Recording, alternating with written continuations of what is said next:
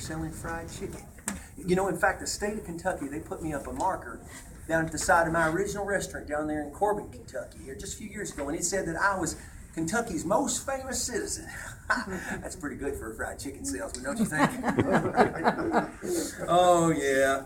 Well, I don't run the company no more, but I've been serving as I guess you'd say a goodwill ambassador for Kentucky Fried Chicken for the last few years, you know, and I don't recollect how many restaurants we have right now, but you know, I heard a fellow in the company say just the other day that by 2013, there'd be 20,000 restaurants in 100 countries all over the world. I'll tell you something, kids. This here company, she's really going places. I was born and raised up over in Henryville, Indiana. Any of you all ever been over to Henryville? You ever been over there? Yeah.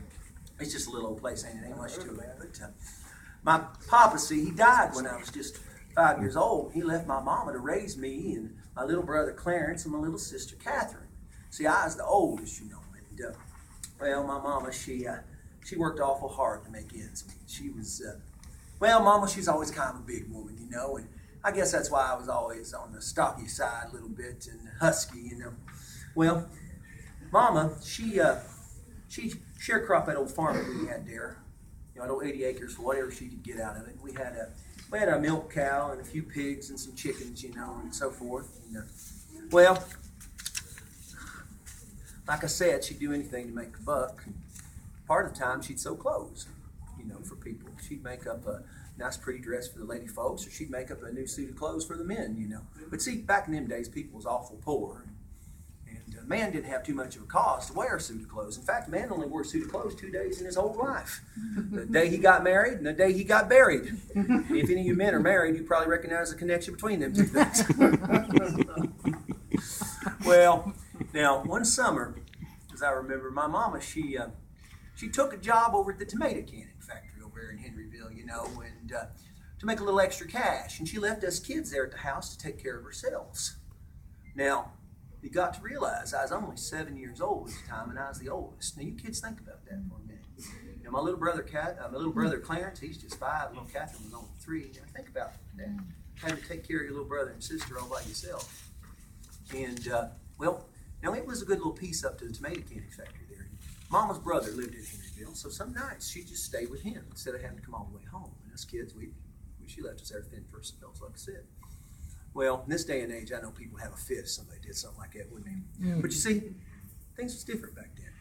And it wasn't all that uncommon, you know. And besides, Mama, she'd raised us awful well. She knew she could trust us not to get in no trouble, to get her chores done, you know, and not to play with no matches or nothing like that.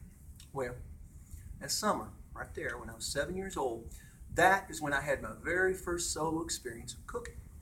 See, with Mama gone like that, we started getting hungry for some light bread. And see, I'd seen Mama make it so many times, you know, I knew just what to do. So I got all my ingredients together there in the kitchen, you know, and I baked up just the prettiest loaf of bread you ever laid your eyes on. Well, we got to talking, you know. We decided we've got to show that loaf of bread to Mama. So I said, boy, that's what we're going to do. So off we went, you know, up the road. And like I said, it was about 4 or 5 miles. And it took us a good little piece to get up there. Because, see, my little sister Catherine, like I said, she's just 3. And me and old Clarence, we had to take turns of lugging her up the road, you know.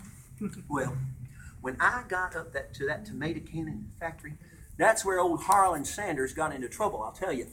Not because I'd made that trip.